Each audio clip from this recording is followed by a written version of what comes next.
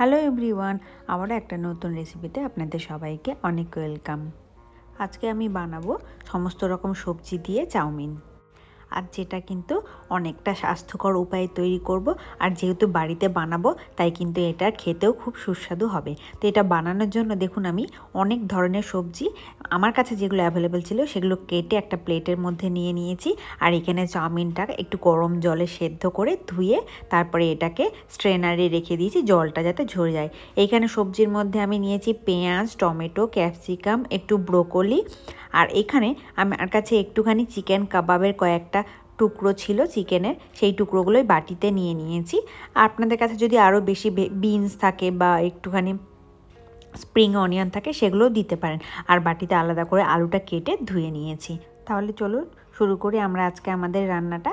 এখানে আমি মশলাটা কিন্তু ম্যাগির মধ্যে যে মশলাটা আছে সেই মশলাটা আলাদা করে কেটে একদম প্যাকেটটা কেটে রাখলাম যাতে ঢালতে খুব সুবিধা হয়। আর আমি আজকে যে ফ্লেভারটা বানাবো সেটা হচ্ছে চিকেন ফ্লেভার। কড়াইয়ে প্রথমে তেল দিয়ে গরম করে তার মধ্যে আলুগুলো প্রথমে আগে দিয়ে ভেজে নিলাম। যেহেতু আলুটা সেদ্ধ হতে একটু বেশি সময় লাগে, বাকি ভেজিটেবলগুলো একটু আলুটা সেদ্ধ হওয়ার পর আমি এখানে দিয়ে দিলাম। আমার কাছে যেহেতু ডিম আর চিকেন দুটোই আছে তাই আমি কিন্তু দুটো দিয়েই আজকের এই চাউমিনটা বানাবো।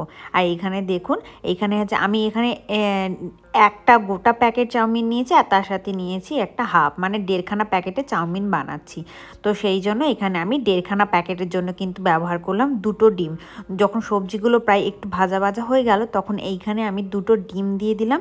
ডিম দিয়ে নেড়ে নিলাম, তাহলে সবজিগুলোর ওপর ভালো করে ডিমের কোটিংটা হয়ে যাবে।